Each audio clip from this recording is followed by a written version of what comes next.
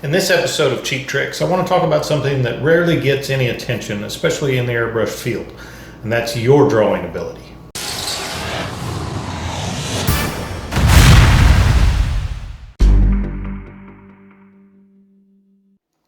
One of the cool things about the airbrush, in my opinion, is the fact that virtually anybody can learn to use the brush and be very effective with it.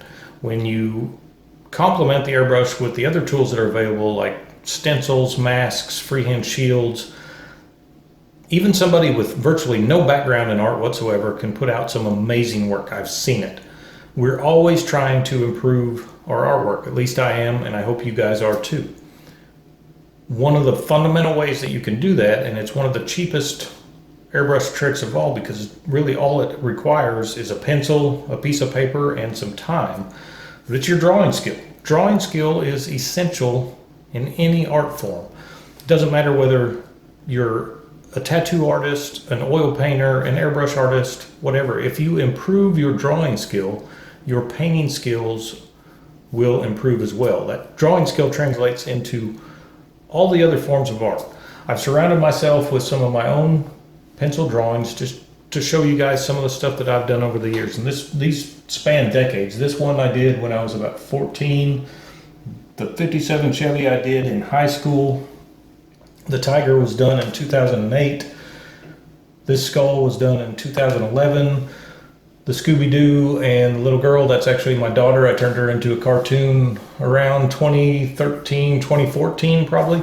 She was a huge Scooby-Doo fan, so I penciled it out before I inked it and made her a coloring sheet with Scooby-Doo. This was a t-shirt design that I actually have a video of me painting the design. This one is very rough. It's just a sketch. Not every drawing has to be refined and finished. And then some of you guys might recognize that guy. That was done in 2018. I'll put some of these up on the screen so you can see them while I'm talking. But fundamental drawing skills are essential to every artist, especially if they want to continue to improve. If you take one of those people that has absolutely no background in art whatsoever and start refining their drawing skills, their painting skills will go through the roof as well. If you're one of those people that have virtually no background in art whatsoever, improving your drawing skills will still improve your painting. And I get it. This doesn't come easy for everybody. Some people have natural talent, others have to really work hard for it. If you're one of those people that say, I have no talent, that's fine. You can still learn to draw, and you can teach yourself. It's not like you need to go out and sign up for a professional course or anything like that. All it takes is a little bit of time, and start out just doodling. You can do this when you're sitting at a restaurant. Grab a pen and start doodling on the napkin. Draw cartoons, draw whatever you're interested in. That's what will keep you motivated to continue drawing. Me, I've always been into cars. I've drawn, I don't know how many cars over the years. Skulls have always been a huge part of the custom culture. When I got into doing automotive art, skulls go hand in hand with all the custom artwork that you see on show vehicles. So those are the things that interest me. That's what I do most of. That's what keeps me going. I also do portraits. If you can learn to draw a portrait, you can pretty much draw anything. Drawing is the key to great art. It's the backbone, the fundamentals, as I've already said. So I know we're all busy, but if you can find 15 minutes to spend sitting around doodling, or even at the dinner table at a restaurant, just drawing something out on a napkin, that time will eventually add up if you stick with it. And that's what helps you improve. It's not so much talent as it is effort. You have to be willing to put in the effort required. Learn the fundamentals of perspective, the fundamentals of light and shadow, positive and negative space. All those fundamentals are essential to putting together a very good drawing. And again, your drawing skills will translate into your painting skills later on down the road. If you need to copy another artist's work, and I'm not talking about tracing another artist's work, but if you see something you really like from another artist, there's absolutely nothing wrong with drawing or even painting the same thing that they painted. You can learn a lot from that. Back when I started doing all this, we didn't have the internet, we didn't have YouTube. We had to learn on our own. There wasn't near as many airbrush schools available at the time. I would take a picture of another artist's work, and I would try to reverse engineer how that artist wound up putting things together. That's a great learning experience for me. If it works for you, great. But you can draw something else that another artist has drawn or painted.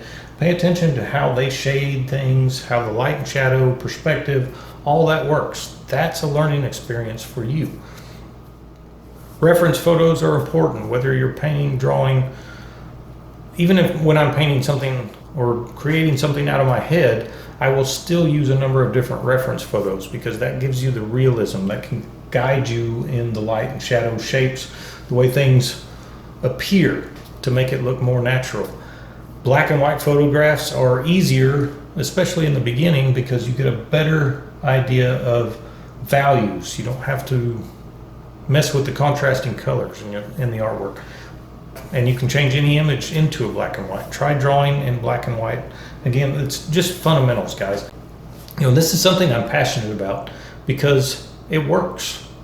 I know if you improve your drawing skills, it will in turn improve your painting skills. I've seen it happen, and I promise you it works. But you've got to be willing to put in the time and the effort. And this is something that you rarely hear about, especially in the airbrush world. Nobody ever talks about your drawing skills. It's all about the airbrush and painting, but this is the fundamentals, guys. This is where it starts.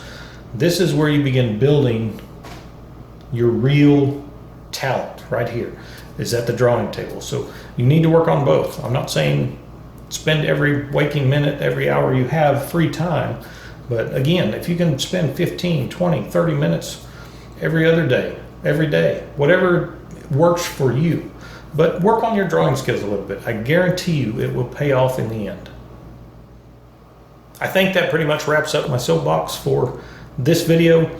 But again, guys, it's something I'm passionate about. I know that improving your drawing skills will improve your airbrush painting. I've seen it work. It's one of those things you've got to be able to put in the time and the effort to do it, though. And some of you guys, it'll come faster than others. That's just the way we're all wired. But if you keep practicing, you will improve your drawing skills, and that will translate into better paintings.